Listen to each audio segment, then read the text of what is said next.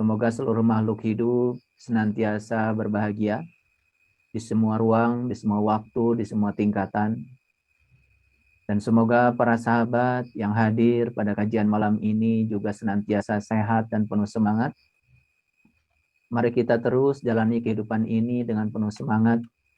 Sepanjang jantung kehidupan semesta masih dititipkan dalam tubuh kita, sepanjang itu pula berarti amanah semesta berjalan dalam diri kita. Kita masih diperankan oleh semesta untuk menjadi kepanjangan tangannya, menyampaikan cinta kasihnya, menyampaikan rahman dan rahimnya kepada seluruh makhluk di semesta ini. Semoga kita selalu dimampukan untuk menjadi pembahagia bagi semua makhluk dan dimampukan untuk selalu menghindari dari segala tindakan yang menyebabkan para makhluk menjadi menderita. Para sahabatku, dimanapun para sahabat berada, marilah kita berada di sini saat ini sekarang. Kita sadari bahwa kita sekarang sedang duduk. Kita sadari kita sedang mendengar. Kita sadari kita sedang melihat. Kita sadari bahwa saat ini kita sedang bernapas. Hadirlah di sini saat ini sepenuhnya, karena dengan hadir sepenuhnya di sini saat ini, maka kebahagiaan akan menjadi milik kita. Pikiran kita akan menjadi damai dan tentram, tidak terlempar ke masa depan, juga tidak terlempar ke masa lalu, karena kita menariknya di sini saat ini sekarang. Para sahabatku yang dimuliakan Allah, pada kesempatan yang penuh berkah ini, kita akan berbicara tentang satu topik. Topik ini sebetulnya sangat sederhana, tetapi topik ini menjadi keseharian hidup kita. Karena kita sering sekali berusaha memadamkan api, tetapi dengan bahan yang salah. Seharusnya api dipadamkan dengan air, malah api justru dipadamkan dengan minyak. Malah yang terjadi, api ini bukan mengecil, malah justru semakin besar. Semua konflik-konflik dalam kehidupan kita sebetulnya terjadi karena kita kurang pintar, kurang terampil di dalam proses untuk memanage konflik itu. Karena mungkin karena ketidaktahuan kita, mungkin juga karena kebodohan kita, atau mungkin juga karena ketertutupan kita. Karena kita tertutup untuk mendengarkan pandangan-pandangan dari orang lain, nasihat dari orang lain, itu yang menyebabkan terkadang api di rumah kita semakin membesar, api di masyarakat semakin membesar, api di suatu negara semakin membesar. Karena semua sebetulnya berawal dari api yang tidak dipadamkan di dalam diri kita masing-masing.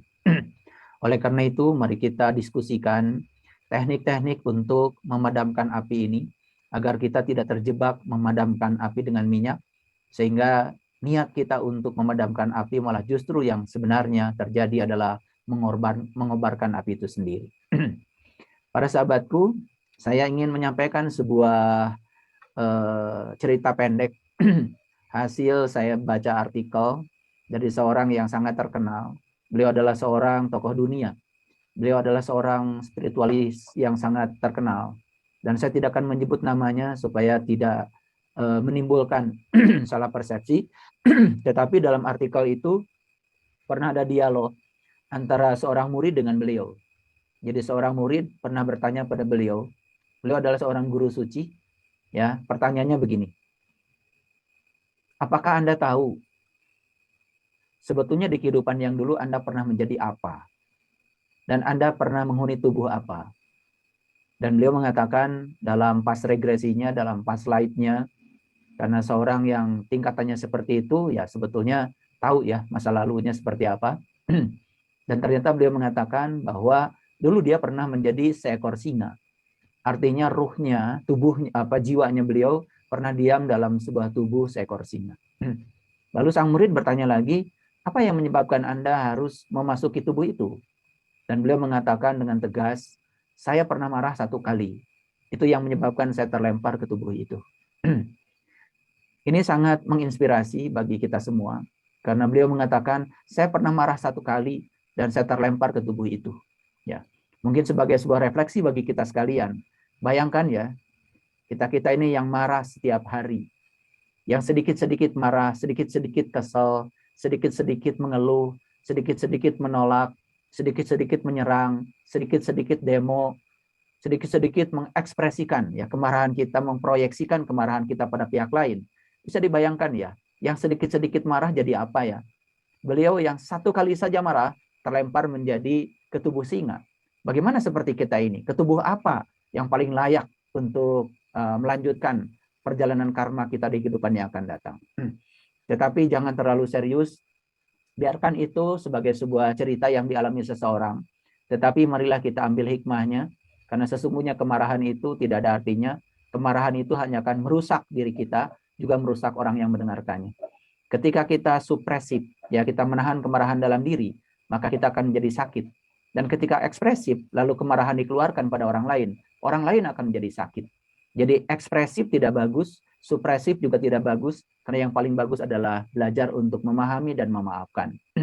Semoga di waktu yang singkat ini saya akan memberikan beberapa teknik ya, teknik untuk bisa menarik ya kebiasaan memproyeksikan kemarahan keluar supaya kita tahu sebabnya di mana, sumbernya di mana.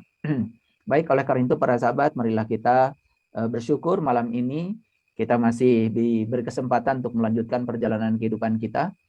Kita bersyukur juga masih diberikan kesempatan untuk meningkatkan kualitas diri kita. Oleh karena itu mari kita puji Allah bersama-sama membaca hamdalah. Alhamdulillahi rabbil alamin. Mari kita awali kajian yang penuh berkah ini seraya menghadirkan beliau dalam diri kita masing-masing. Kita sadari kehadirannya, kita sadari keberadaannya, karena beliau adalah sang jantung kehidupan semesta yang sekarang mewujud menjadi detak jantung kita, tidak pernah meninggalkan kita. Dia tidak pernah tertidur, dia tidak pernah terkantuk. Allahu la ilaha illa huwal hayyul qayyum la ta'khudhuhu sinnatu wala naum.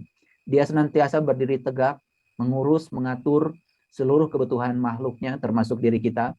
Cinta kasihnya tanpa batas, dan beliau tidak pernah tertidur dan terkantuk. Jadi oleh karena itu merasakan kehadiran Allah sebetulnya bisa setiap saat, setiap waktu, di ruang manapun. Bagi mereka yang sudah tahu ilmunya, sudah tahu caranya. Oleh karena itu mari kita sapa asmanya dengan kelembutan dan cinta, seraya membaca basmalah.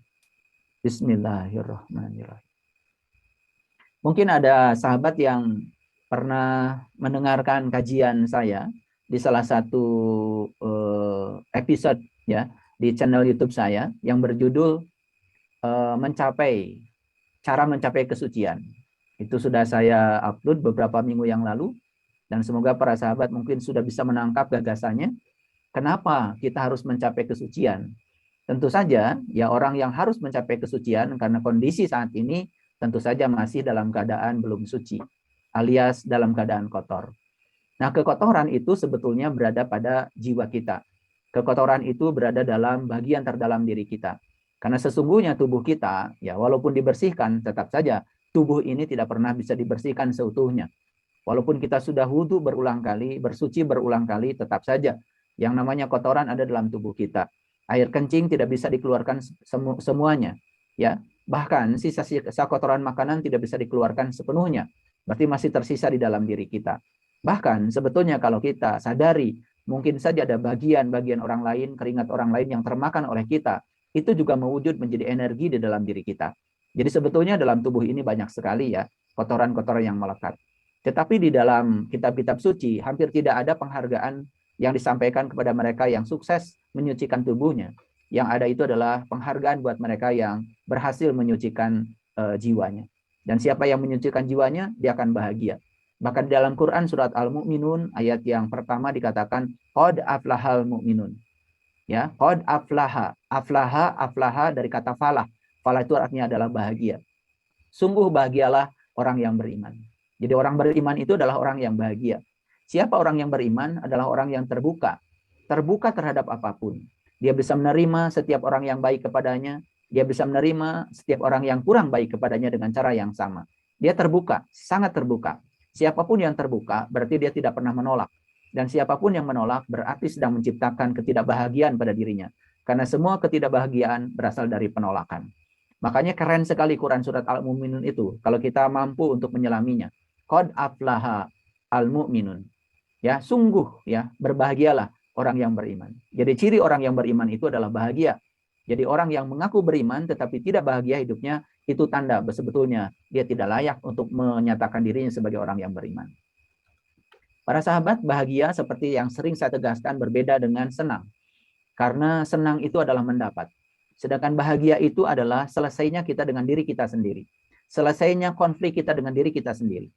Dapat dipastikan semua konflik manusia dengan manusia yang lain berasal dari mulutnya. Dan ketika mulutnya menimbulkan konflik dengan yang lain, sebetulnya berasal dari pikirannya. Jadi mulut itu sebetulnya dikendalikan oleh pikiran. Jadi siapapun yang masih punya konflik dengan pikirannya, berarti dia akan konflik lewat mulutnya, lalu konflik dengan orang lain. Jadi mari kita pastikan bahwa sesungguhnya ketika dalam kehidupan kita masih banyak konflik, itu tanda bahwa sebetulnya kita belum berhasil ya memadamkan api dalam diri kita sendiri. Bahkan bisa jadi ya keinginan memadamkan api itu malah justru yang digunakan untuk memadamkannya adalah minyak. Yang terjadi ego kita semakin besar, yang terjadi kesombongan kita semakin memuncak. Itu yang menyebabkan akumulasi energi dalam diri kita menjadi kurang bagus. Oleh karena itu, orang baik dapat dilihat dari akumulasi energi yang ada pada dirinya. Makanya orang baik tidak pernah bercita-cita masuk surga. Karena orang baik dimanapun dia berada, tempat itu akan menjadi surga. Orang baik dimanapun berada, tempat itu akan menjadi surga. Bahkan mungkin orang baik ya ditempatkan dalam neraka pun nggak masalah. Karena orang baik ditempatkan dalam neraka, bisa jadi neraka pun bisa menjadi surga karena kehadiran orang baik. Jadi sebetulnya siapa orang baik dan siapa orang yang kurang baik dilihat dari eksistensinya. Jadi ketika dia berada di satu tempat dan dia bisa mengubah tempat itu menjadi tambah baik karena kehadirannya, maka dia orang baik. Tetapi ya keadaan yang baik pun kemudian menjadi sangat tidak baik atau malah berubah menjadi hancur luluh dan berantakan karena kehadirannya, jelas yang hadir di situ adalah orang yang kurang baik. Oleh karena itu, untuk mengukur bahwa diri kita ini baik atau tidak baik, lihat saja. Cara mengukurnya adalah tanya orang sekitar kita. Apakah mereka nyaman dengan kehadiran kita? Apakah mereka nyaman dengan keberadaan kita? Kalau mereka ya merasa menyesal dengan kehadiran kita, bahkan bersyukur dengan kepergian kita, itu tanda kita belum sukses. Sebaliknya kalau mereka itu bersyukur dengan kehadiran kita dan mereka menyesal dengan kepergian kita, berarti itu tanda sebetulnya kita sudah perlahan menjadi orang baik. Keadaan kita sudah diterima oleh lingkungan di mana kita berada. Nah, dalam episode mencapai kesucian, saya menyampaikan 3 ciri ya, 3 ciri orang yang sudah mencapai kesucian. Dan untuk mencapai kesucian itu, cirinya tidak bisa dilihat dari aspek fisik. Jadi orang suci tidak bisa dilihat dari pakaiannya. Orang suci tidak bisa dilihat dari penampilan luarnya. Penampilan luar itu sebetulnya bisa menjadi topeng ya, bahkan topeng untuk menutupi kekotoran dirinya. Banyak yang bertopeng ya untuk menutupi kekotoran dirinya, karena dia sadar bahwa sebetulnya dalam dirinya ada kotoran, maka perlu topeng. Orang yang di dalam dirinya itu apa adanya, tidak ada yang perlu ditutup-tutupi, maka dia tidak perlu topeng. Maka siapapun yang menggunakan topeng itu tanda bahwa sebetulnya ada yang harus ditutupi dalam dirinya. Apa itu? Yaitu kotorannya. Nah, orang yang kotor jiwanya itu ditandai dengan 3 hal. Yang pertama adalah masih munculnya yang namanya keserakahan, ketamakan pada yang dia ingin. Dan yang kedua adalah munculnya kebencian kepada yang tidak dia ingin. Dan yang ketiga adalah batinnya dalam keadaan gelap.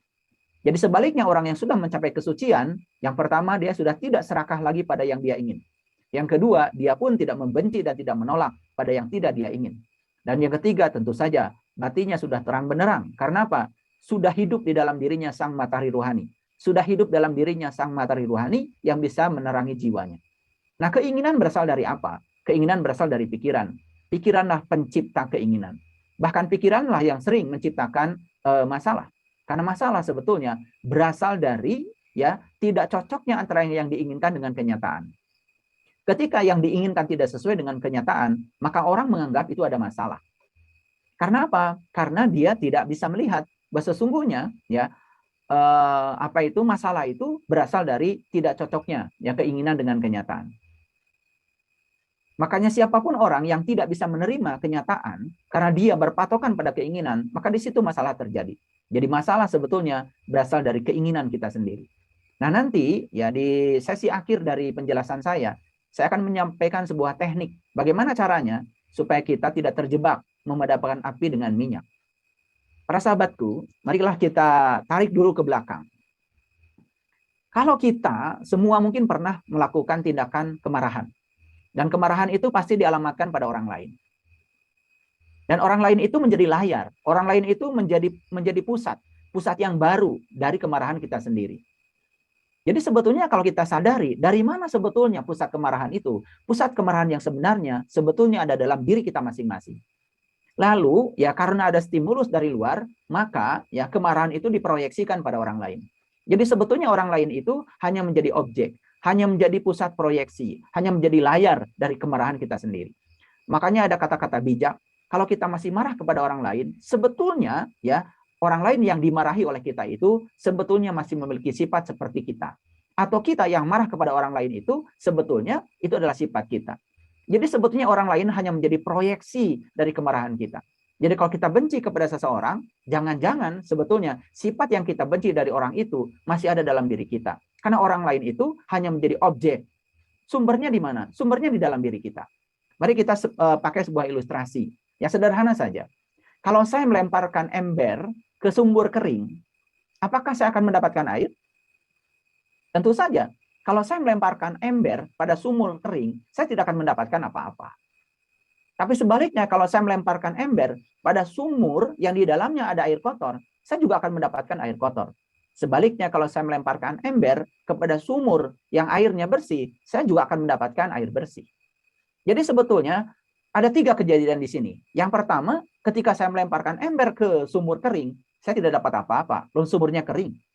Tapi kalau saya melemparkan ember ke sumur yang berisi air kotor, saya juga akan mendapatkan air kotor. Saya dapat air tapi air kotor. Kalau saya melemparkan ember kepada sumur yang airnya bersih, saya juga akan mendapatkan air bersih. Jadi, pertama mendapatkan kekosongan, yang kedua mendapatkan air kotor, yang ketiga mendapatkan air bersih. Tentu saja itu sangat bergantung pada situasi di sumur itu. Jadi sebetulnya apa sih ember itu? Ember itu hanyalah sebuah sarana. Jadi ember itu hanyalah sebuah sarana. Ember itu hanya membantu ya supaya air keluar. Sebetulnya sumbernya bukan di ember. Sumber dari air bukan di ember. Sumber dari air adalah di dalam sumur itu sendiri.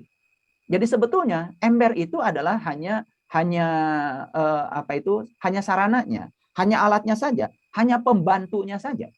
Jadi sebetulnya ketika ada orang lain yang menghina kita, kemudian kita marah.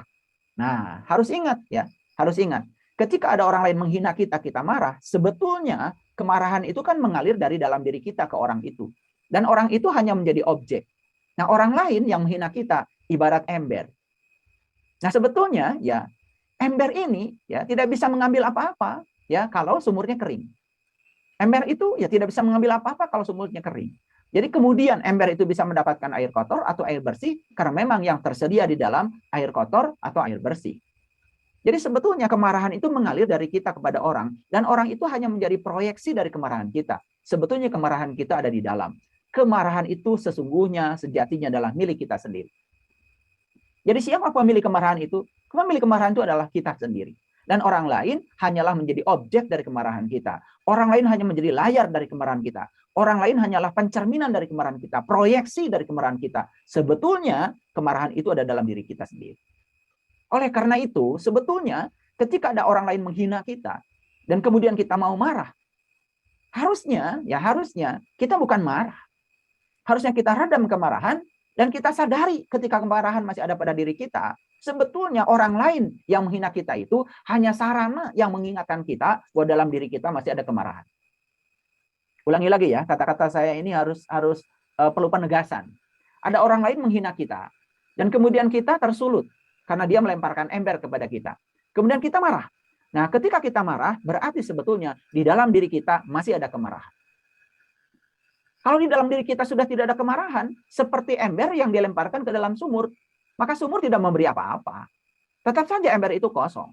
Jadi walaupun ada orang menghina kita, maka kemarahan tidak akan terjadi sepanjang kemarahan tidak ada dalam diri kita. Nah, kenapa kita marah? Karena dalam diri kita masih ada kemarahan. Jadi buat apa orang lain itu dihadirkan menghina kita? Sebetulnya orang lain menghina kita bukan untuk kita marahi, tetapi kehadirannya adalah untuk mengingatkan kita bahwa dalam diri kita masih ada kemarahan. Jadi ketika orang lain menghina kita kemudian kita marah, dan kemudian kita tidak jadi marah, itu bagus sekali. Karena kita keburu sadar, oh ternyata ketika saya mau marah, saya sadar bahwa sebetulnya kemarahan bukan berasal dari orang itu. Kemarahan mengalir dari diri saya kepada orang itu karena dalam diri saya masih ada kemarahan.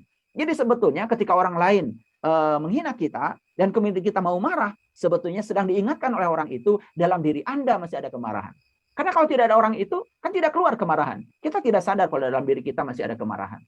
Jadi sebetulnya kehadiran mereka itu harusnya ya dijadikan sebagai sarana untuk menyadarkan diri kita Bahkan kita harus berterima kasih pada mereka karena kita disadarkan dengan kehadiran mereka kalau dalam diri kita masih ada kemarahan. Jadi sebetulnya sumbernya ada dalam diri kita, pusatnya ada dalam diri kita, bukan pada orang itu. Nah, kenapa kita masih marah? Ya, kembali lagi, berarti jiwa kita masih kotor. Karena jiwa yang kotor akan mengalirkan pikiran yang kotor. Pikiran yang kotor, ya sudah, pikiran yang kotor akan menimbulkan 3 hal. Yang pertama, serakah pada yang diinginkan. Jadi ingin orang lain semua baik pada kita, ingin semua orang lain seperti yang kita mau, ingin orang lain nurut sama kita, ingin orang lain memuji kita, ingin orang lain menyanjung-janjung kita, dan ketika kita tidak mendapatkan yang kita inginkan, maka kita marah. Yang kedua, kita ingin orang lain ya tidak melakukan yang kita tidak ingin. Kita ingin orang lain tidak melakukan yang tidak kita ingin. Saat mereka melakukan yang tidak kita ingin, kita akan benci. Dari mana kebencian? Sumbernya dari diri kita sendiri. Dari kotoran jiwa kita sendiri. Karena jiwanya masih kotor, maka pikiran menjadi kotor. Nah, pikiran yang kotor akan mengeluarkan kata-kata kotor. Itu yang menimbulkan konflik. Jadi sebetulnya orang lain itu hanya sebagai proyeksi, hanya sebagai layar. Jadi sumbernya sebetulnya ada dalam diri kita sendiri. Nah, bagaimana caranya supaya kita tidak memadamkan api dengan minyak?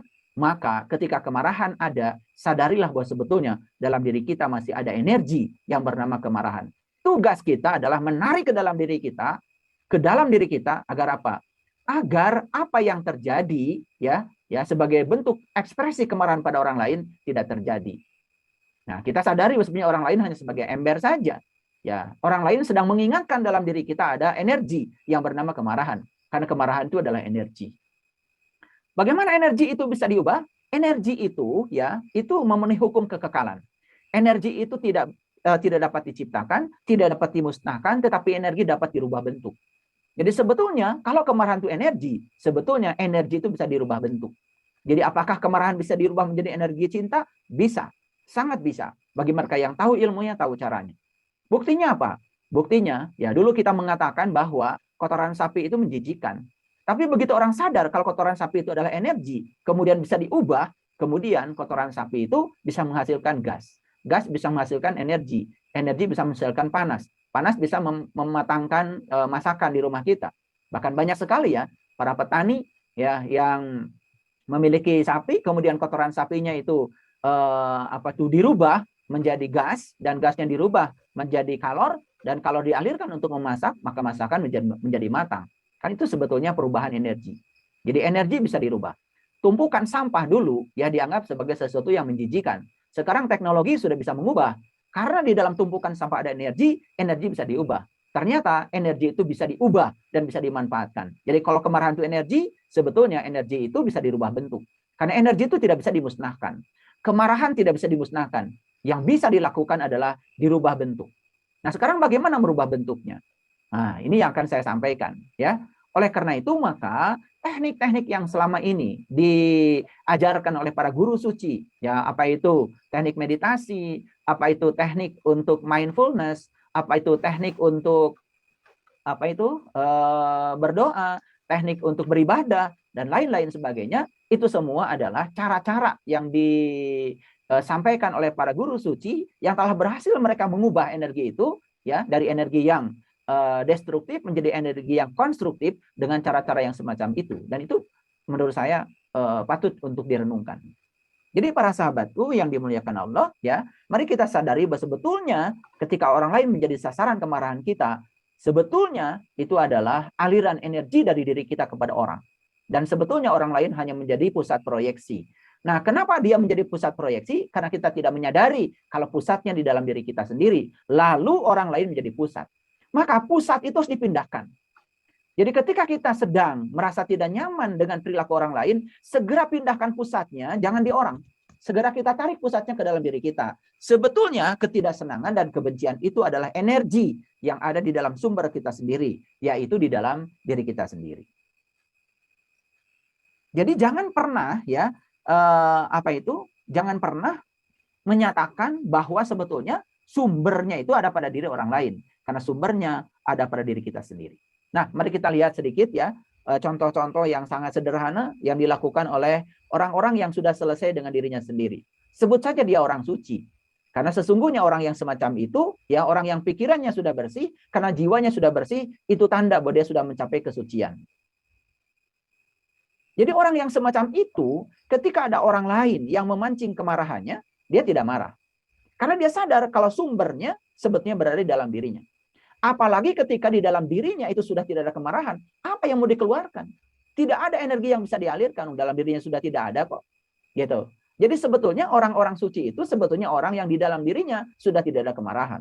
Jadi lucu ya kalau kesucian ditandai dengan pakaian, kesucian ditandai dengan penampilan luar, itu semua adalah kebohongan, itu semua kepalsuan. Karena untuk melihat suci dan tidak sucinya seseorang bisa dilihat dari reaksinya dia ketika ada pancingan kemarahan. Jadi ketika ada pancingan kemarahan pada dirinya, dia tidak marah, berarti dia sudah tidak ada kemarahan dalam dirinya. Persis seperti sumur yang sudah kering tadi. Berkali-kali ember dilemparkan ke dalam, tetap saja ember itu kosong, tidak mendapatkan apa-apa. Karena memang tidak ada yang bisa didapatkan, karena memang sumurnya sudah kering. Nah, tugas kita itu sebetulnya adalah mengeringkan sumur, ya, supaya sumur kita tidak memiliki yang namanya air kemarahan, api kemarahan, energi kemarahan. Itu sebetulnya yang perlu dilakukan. Oleh karena itu, orang-orang yang sudah selesai dengan dirinya sendiri, ya, ketika ya dipancing-pancing supaya dia marah, malah justru dia tertawa terbahak-bahak. Kenapa? Yang keluar dari dirinya bukan lagi kemarahan, tapi kasih sayang. Karena apa? Karena di dalam dirinya sudah tidak ada kemarahan. Yang ada adalah kasih sayang. Kenapa kasih sayang keluar dari dirinya? Karena dia sudah menjadi sumber cinta. Karena dia sudah menjadi sumber sukacita. Karena dirinya sudah menjadi sumber kebahagiaan. Itulah sebenarnya cara mengukur kita, ya, cara mengukur diri kita. Apakah kita sudah menjadi sumber sukacita, sumber kebahagiaan, ya, sumber cinta bagi orang lain? Ya, dapat dilihat dari apa yang mengalir dari dalam diri kita. Karena seperti teko, ya, teko itu tidak pernah mengalirkan susu kalau dalamnya kopi. Ya. Jadi mulutnya teko akan mengeluarkan kopi kalau di dalamnya kopi. Ya. Dia akan mengeluarkan susu kalau di dalamnya adalah susu. Seperti itu. Jadi sebenarnya yang mengalir keluar itu gambaran tentang apa yang ada di dalam. Jadi ingat ya, sekarang sumber dari segala sesuatu itu ada dalam diri kita. Yang di luar itu hanya proyeksi, yang di luar itu hanya layar. Layar dari ya proyeksi yang ada di dalam sumber kita sendiri. Jadi setiap ada keinginan untuk melawan dalam diri kita, satu kuncinya, belajar bergerak ke dalam, belajar bergerak ke sumbernya. Jangan pindah ke objeknya, tarik ke dalam, karena sumbernya ada dalam diri kita sendiri. Saya sering mengingatkan kepada para sahabat, seandainya kita sakit hati, awas ya, sakit hati itu penyebabnya bukan orang lain. Tapi sakit hati itu penyebabnya adalah diri kita sendiri. Karena kita ingin orang lain seperti yang kita mau. Karena kita ingin orang lain seperti yang kita mau, ketika orang lain tidak melakukan seperti yang kita mau, maka sakit hati. Karena apa? Karena keinginan tidak sesuai dengan kenyataan. Sebetulnya penyebab sakit hati bukan orang lain, tetapi penyebab sakit hati adalah keinginan kita sendiri terhadap orang lain. Coba keinginannya ditiadakan. Begitu keinginan ditiadakan, ya sudah, kita bisa menerima orang lain apa adanya. Karena kita tidak punya kemampuan mengatur siapapun. Kita tidak punya kewenangan mengatur siapapun. Kita hanya punya kekuasaan untuk mengatur diri kita sendiri. Jadi bagi orang-orang yang sadar, sebetulnya kehadiran orang-orang di luar dirinya yang menyebabkan dia terpancing kemarahan, justru menyadarkan diri bahwa dalam dirinya masih ada kemarahan. Maka dia berterima kasih. Berterima kasih kepada orang yang telah memberikan kesempatan untuk menyadari bahwa dalam dirinya masih ada kemarahan. Para sahabat, panas itu selalu mengalir dari tempat tinggi ke tempat rendah. Panas itu selalu mengalir dari tempat tinggi ke tempat rendah. Jadi tempat yang suhunya tinggi maksud saya ke tempat yang suhunya rendah. Coba perhatikan. Kalau kita menuangkan air panas ke gelas, taruh saja di gelas, taruh aja di meja gelasnya. Lama-kelamaan apa yang terjadi? Lama-kelamaan maka ya air yang panas tadi itu berubah menjadi dingin. Kemana sih panasnya itu? Panasnya mengalir. Kenapa? Karena ada beda suhu. Suhu di air panas lebih tinggi daripada suhu di luar air, ya, yaitu lingkungan, yaitu udara. Karena udara di luar gelas lebih dingin daripada air yang ada dalam gelas, maka akan mengalir yang namanya panas. Jadi panas itu selalu mengalir dari tempat yang bersuhu tinggi ke tempat yang bersuhu rendah. Seperti itulah panas. Jadi panas ini ingin selalu mengalir sebetulnya, ingin selalu keluar. Nah, bagaimana caranya kita ya bisa ya tidak mengalirkan panas keluar? Bisa sebetulnya. Gimana? Rubah energi itu di dalam. Dengan apa merubahnya? Sadari bahwa sebetulnya sumber energi itu dalam diri kita. Sadari bahwa sesungguhnya kalau energi itu dibiarkan, maka akan membakar diri kita sendiri.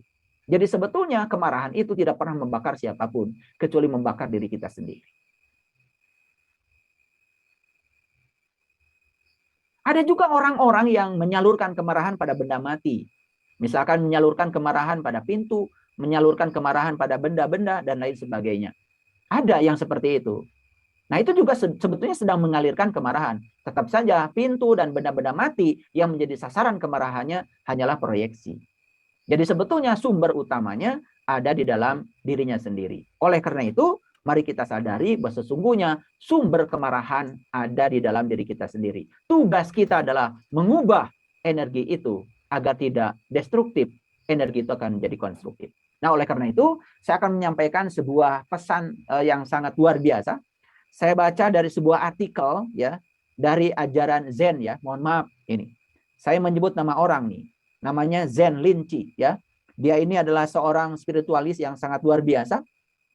Dan saya ingin mengambil sebuah ilustrasi untuk teknik ya meredam kemarahan itu. Jadi begini ya. Jadi Zen Linchi ini pernah bercerita bahwa di masa mudanya itu dia sangat senang sekali ya, sangat senang sekali menggunakan perahu. Jadi sangat sekali mendayung perahu. Jadi kerap kali ya setiap hari yang dia lakukan adalah mendayung perahu. Jadi dia punya perahu kecil ya, warisan dari orang tuanya, dan setiap hari dia gunakan perahu itu untuk pergi dari satu pulau ke pulau lain menggunakan perahu itu didayungnya karena perahunya adalah perahu kecil.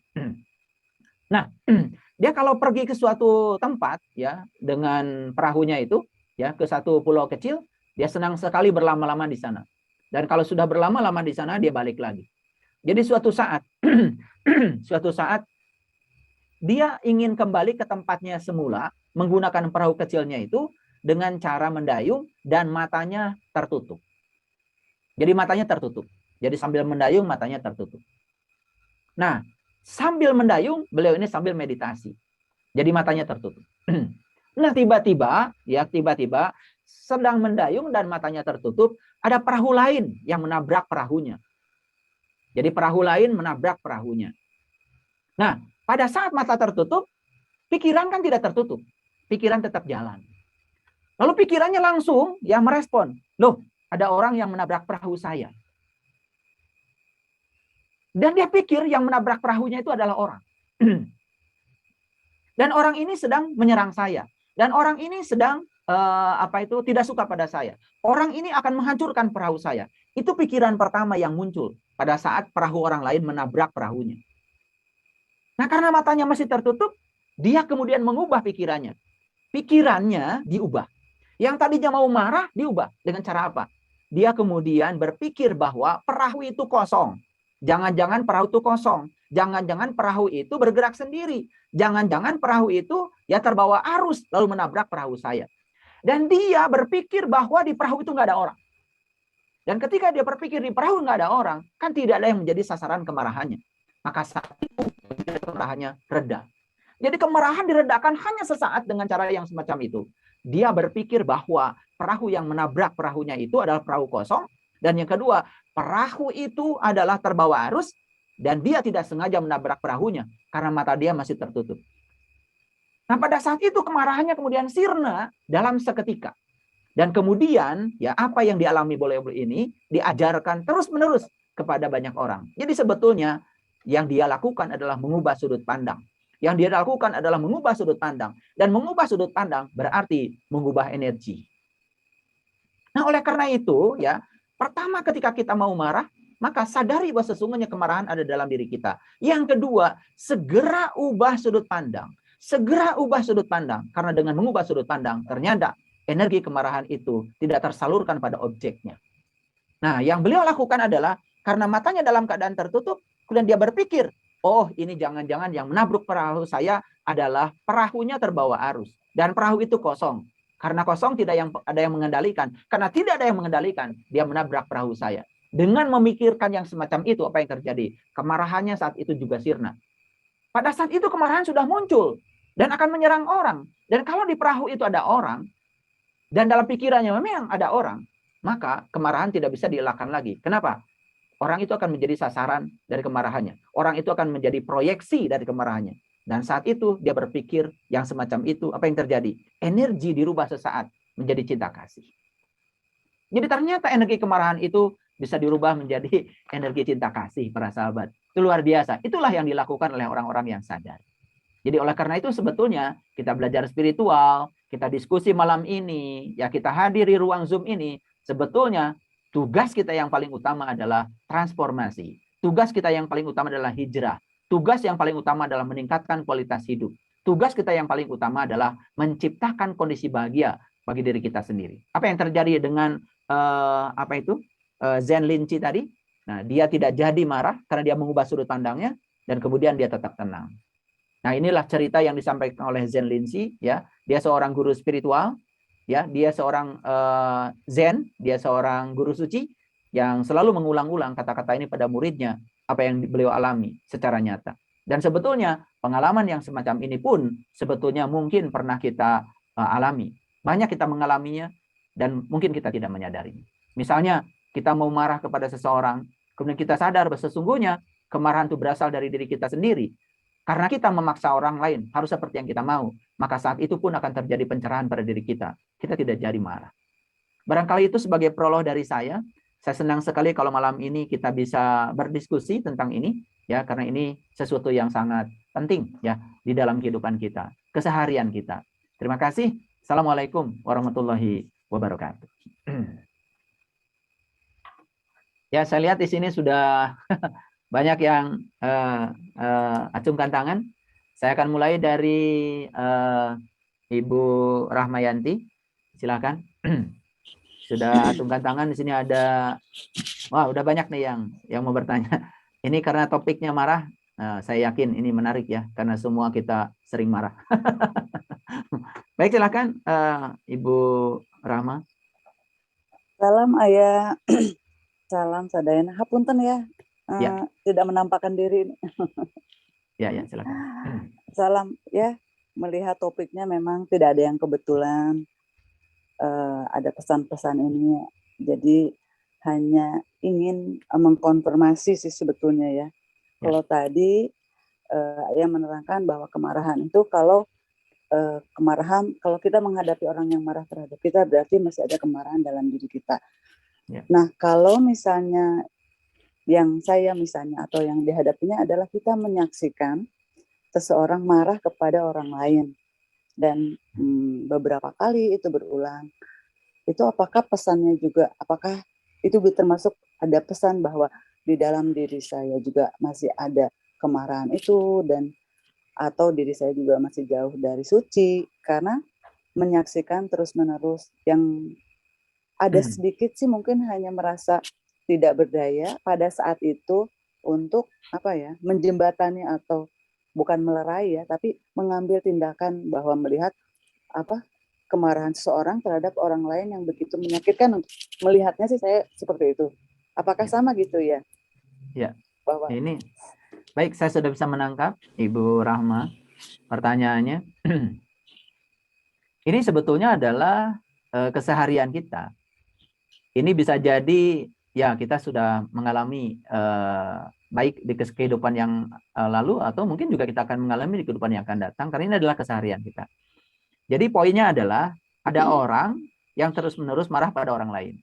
Dan kita ini menyaksikan orang yang marah kepada orang lain. Sepanjang kita marah kepada orang itu, sepanjang kita marah pada orang itu, sebetulnya kemarahan masih ada dalam diri kita. Jadi sebetulnya kemarahan tetap aja sumbernya dalam diri kita. Ini ada orang marah pada orang lain. Sebenarnya sumber kemarahan betul pada orang itu. Tapi kita jadi marah pada orang itu. Berarti dalam diri kita juga masih ada kemarahan. Gitu. Itu sebetulnya gampang sekali. Kalau masih ada kemarahan pada situasi itu pada diri kita, itu artinya sebetulnya kemarahan itu juga ada dalam diri kita. Kita menjadi sumber kemarahan. Jadi kalau kita masih marah, itu tanda sebetulnya dalam diri kita masih ada kemarahan. Harusnya orang ini jadi pengingat bagi kita. Loh, kok saya marah kepada orang itu, padahal orang ini marah kepada orang lain, gitu kan? Harusnya orang lain yang dimarahi kan, yang marah. Tapi kita ikut marah. Nah, kita ikut marah, berarti masih ada kemarahan. Pada saat itu sih ya, tidak ikut marah, tapi hanya merasa terenyuh, kasihan kepada orang yang dimarahin saya, tapi hanya pada saat itu saya tidak bisa mengambil tindakan apa-apa, itu aja. Hanya kasihan juga sama yang marah tiap hari itu, kayaknya exhausted gitu loh ya, marah melulu. Cuma saya lagi berpikir ada pesan apa, pasti ada pesan untuk saya gitu loh ya. Tidak mungkin saya dipertontonkan terus-menerus seperti itu. Ya, pesannya adalah dalam diri kita. Kalau kita marah, berarti pesannya dalam diri kita ada kemarahan. Tapi kalau tadi, oh malah saya justru kasihan sama orang yang marah itu. Sudah ada kasih sayang tuh dalam dirinya. Sudah ada kasih sayang. Karena yang tadi saya bilang, ketika melemparkan ember, sumurnya kering, gak dapat apa-apa kan. Ketika kita melemparkan ember, sumber airnya air kotor, dapat air kotor dong. Ketika kita melemparkan ember, dapat air bersih, berarti airnya air bersih. Nah, anggap saja air kotor itu adalah kebencian, air bersih itu cinta. Sebetulnya ketika kita kasihan pada orang yang marah, ada upaya pada diri kita ya untuk meredam kemarahan, bukan dengan cara marah, itu sudah bagus. Dalam diri kita ada cinta kasih. Karena saya yakin sebetulnya ya api tidak bisa dipadamkan oleh minyak. Nah, kalau kita kemudian marah pada orang yang marah kepada orang yang dimarahi, kan sebetulnya kita juga jadi ikut terjebak marah. Berarti kita sedang memadamkan api dengan minyak. Nah, disitulah kita harus mengambil tindakan bijak, menarik dulu ke dalam diri kita ubah dulu kemarahan pada diri kita juga harus paham. Nah, pahami, mohon maaf ya, kenapa orang ini marah-marah? Pasti orang ini marah-marah ada sebabnya dong. Tidak mungkin tiba-tiba marah, kan begitu? Nah, mungkin masa kecilnya penuh dengan penderitaan, mungkin masa kecilnya penuh dengan hardikan, mungkin dia juga pernah frustasi, mungkin juga pernah. Jadi sebenarnya kemarahan tidak ada yang spontan. Semua kemarahan itu adalah akumulasi. Dalam diri orang itu ada akumulasi. Pahami itu. Dan cara-cara untuk mengubahnya tentu saja bukan dengan cara marah. Kita membantu orang itu pada situasi tertentu untuk bisa mengubah kemarahannya menjadi energi yang lebih konstruktif. Apakah itu bisa? Bisa sebenarnya kalau situasinya memungkinkan. Kecuali kalau kita ingin mengubah orang itu pada situasi saat itu, tentu saja belum bisa. Jadi kalau sudah ada kasih sayang, sebetulnya itu sudah modal pada diri kita. Berarti ketika ada ember yang tadi, yang keluar itu adalah air bersih. Karena di dalam diri kita sudah ada air bersih. Anggap saja itu adalah cinta kasih pada diri kita. Jadi sebetulnya yang dikatakan oleh Ibu Rahma tadi, sebetulnya tanda bahwa di dalam Ibu Rahma itu sebetulnya sudah ada cinta kasih. Ya. Dan cinta kasih itu tidak memandang orang. Kan tadi saya dengar selintas, saya kasihan aja dengan orang yang dimarahi terus-menerus. Harusnya kasihan pada dua-duanya. Jadi sebenarnya sama yang marah juga harus kasihan. Ya kasihan dia itu kan sebenarnya membakar dirinya. Tapi kalau kita marah kepada orang ini, kasihan kepada ini, sebenarnya kita pun masih dualitas. Dalam diri kita masih ada kebencian. Baik. Paham ya? Ya. Atur nuhun. Ya, baik ya. Sama-sama. Diri. Yes. Nah ini mohon maaf ya para sahabat. Saya juga nggak tahu kenapa topik malam ini kok kemarahan. Nah, semoga saja semua yang mendengar bisa sadar bahwa sebetulnya ada hal penting yang harus kita bahas mungkin malam ini ya. Topiknya agak berbeda. Saya persilakan dulu yang lain. Silakan ada Ayah Suparmin, silakan.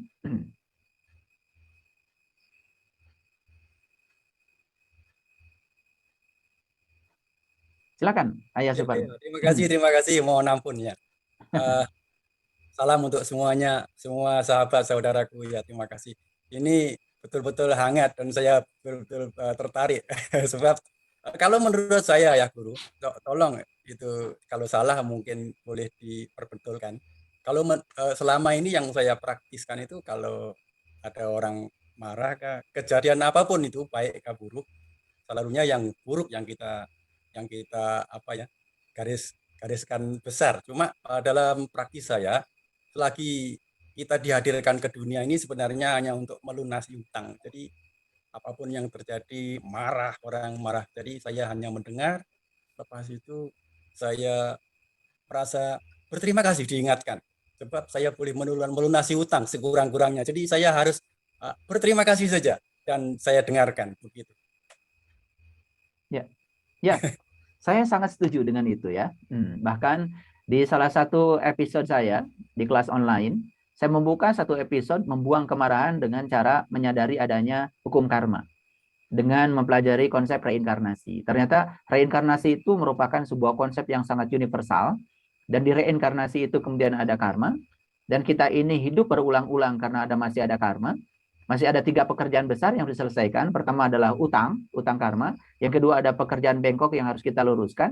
Yang ketiga ada pekerjaan yang belum selesai, dan itu yang mendorong kita terlahir ke semesta ini. Dan kalau itu menjadi pusat kesadaran, nah itu juga bisa dijadikan untuk menarik kita. Jadi kita tarik ya ke dalam, ya, jangan ke objeknya. Jangan kemudian setiap orang, benda mati menjadi sasaran kemarahan kita, menjadi proyeksi dari kemarahan kita. Tapi yang disampaikan oleh Ayah Suparmin tadi, saya berterima kasih karena ada orang yang ya melunasi utang karma saya. Dan ada satu keyakinan pada diri Ayah Suparmin, orang ini tidak ujuk-ujuk marah. Karena di semesta tidak ada yang kebetulan. Like attracts like. Semua yang terjadi pada kehidupan kita, kita yang menariknya. Walaupun kita tidak sadar bahwa kita yang menariknya. Orang ini hadir kepada saya dan memarahi saya. Jangan-jangan saya pernah marah pada dia di kehidupan yang dulu. Dan dia sedang melunasi utang karma saya. Didengarkan, dan kemudian Ayah tidak marah. Dan Ayah tidak menyiramkan minyak ke dalam api yang sedang yang sedang hidup di dalam diri. Itu sudah keren sekali. Itu sudah terjadi transformasi energi. Transformasi energi. Ada kemarahan dirubah menjadi cinta. Dengan satu pemahaman, yaitu konsep karma. Konsep reinkarnasi. Itu keren sekali. Saya sangat setuju, Ayah. Terima kasih sudah memberikan insight kepada kita semua. Sangat inspiratif. Terima kasih. Baik, ya silakan. Ini raise hand-nya malam ini agak berbeda dengan malam sebelumnya.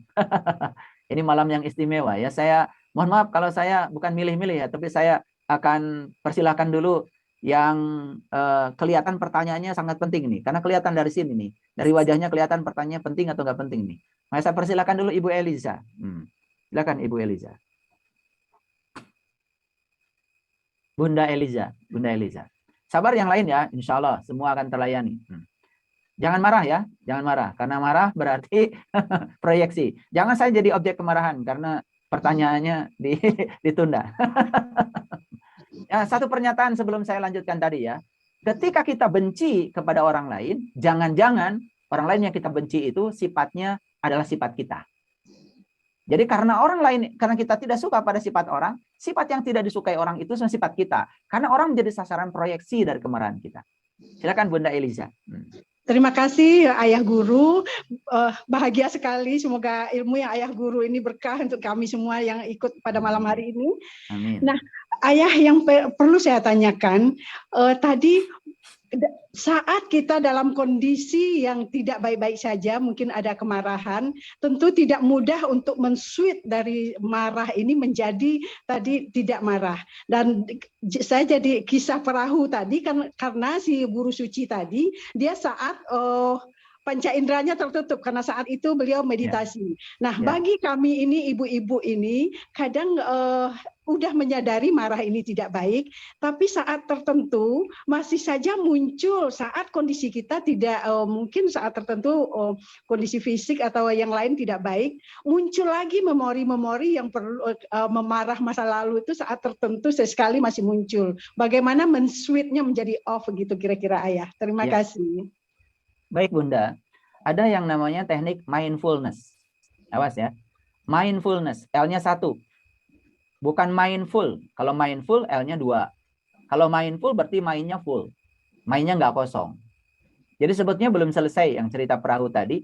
Sebetulnya ya cerita kekosongan itu bukan hanya untuk perahu yang lain, tapi juga untuk ilustrasi tentang diri kita sebetulnya. Karena diri kita ini perahu. Kalau kosong dalam diri kita, kosong ya. Misalkan gini lah. Kita menginginkan orang lain memuji saya. Dan ternyata orang lain malah menghina saya. Karena sudah ada keinginan dalam diri kita orang lain ingin memuji saya, maka saat dia menghina, tentu saja kita akan marah. Kenapa? Karena kita tidak kosong. Begitu dikosongkan keinginan kita, ya sudah, saya terima saja dia apa adanya. Kenapa saya pengen orang lain memuji saya? Itu langsung, kemarahan tidak ada. Itu sebenarnya men-switch ya. Men-switch itu dari energi kemarahan langsung menjadi energi kebahagiaan dan kedamaian. Dalam sekejap sebetulnya. Ketika pemahaman itu dimiliki, dalam sekejap. Nah tentu saja ya ada latihan-latihan lain Bunda yang harus dilalui. Makanya kalau saya ya di Bumi Spiritual Yakin pada murid-murid saya, pada komunitas saya, ini yang saya tanamkan. Ini yang saya tanamkan. Jadi ketika ada orang lain memancing kemarahan kita harus berterima kasih. Kalau kita masih marah, itu tanda bahwa dalam diri kita masih ada masalah, masih ada konflik. Sebenarnya konflik itu adalah kita dengan diri kita sendiri. Nah, berarti ya refleksinya adalah kita harus belajar lagi lebih dalam untuk bisa meredam itu. Karena kemarahan itu tidak pernah membakar siapapun, kecuali membakar diri kita sendiri. Jadi masih ingat tadi cerita guru suci yang kemudian pernah terlempar ya jiwanya ke dalam tubuh singa, dan ternyata beliau mengatakan di masa lalu saya pernah marah 1 kali, itu yang menyebabkan saya terlempar ke tubuh singa. Bayangkan kayak kita ini marah setiap saat ya, sedikit-sedikit marah, sedikit-sedikit marah, ya. Bahkan keluhan pun itu tanda masih ada kemarahan, Bunda. Keluhan itu masih ada kemarahan, dan kemarahan itu pasti selalu pada hal yang tidak kita ingin. Karena kita ini serakah pada yang kita ingin, akibatnya kita benci kepada yang tidak kita ingin. Itu yang disebut dengan kegelapan. Itu sebabnya kesucian tidak bisa dilihat, mohon maaf. Apakah dia pakai mukena atau tidak? Kebetulan Bunda sedang pakai mukena ya. Apakah orang itu pakai baju jubah atau tidak? Apakah orang itu pakai peci putih atau tidak? Nggak bisa. Kemarahan itu bisa dilihat dari cara dia memperlakukan orang lain. Jadi sebetulnya kekotoran seseorang itu bisa dilihat dari cara dia memperlakukan orang lain. Makanya saya sering mengatakan, walaupun orang itu bicara Quran, bicara kitab, bicara Tuhan, bicara agama, sepanjang dalam dirinya masih ada kemarahan. Kemarahan pada pemerintah, kemarahan pada orang yang berbeda dengan dirinya, kemarahan pada orang lain yang tidak sejalan dengan dirinya, itu sebetulnya dalam dirinya itu belum selesai. Belum selesai. Masih ada yang harus diselesaikan oleh dirinya sendiri. Itu masih ada konflik. Bagaimana dia bisa membangun kedamaian kalau dia belum damai dengan dirinya sendiri? Makanya kuncinya adalah selesaikan Anda dengan diri Anda sendiri. Nah, saya kasih teknik mindfulness, Bunda. Jadi mindfulness itu adalah ya duduk, ya tidak usah duduk, sebenarnya asal tenang saja. Kemudian Bunda tarik napas yang panjang. Tarik napasnya itu dengan hitungan 4. Lihat saya seperti ini. Tarik napas yang panjang. Hitungannya 1, 2, 3, 4. Tahan napas hitungannya 7. Dan buang napas hitungan 9. Nah, apa maknanya? Ketika tarik napas dari luar ke dalam.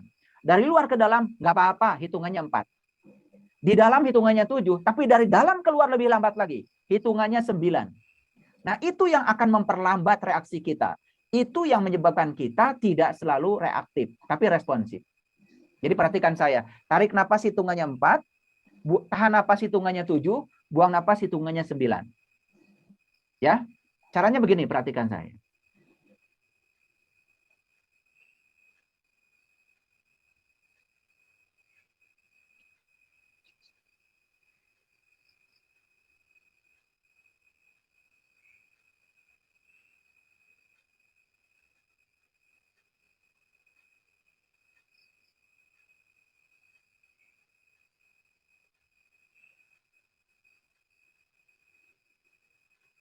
Semua bisa mendengar ya? Saya sengaja napas saya dikeraskan sedikit waktu tariknya dan waktu buangnya.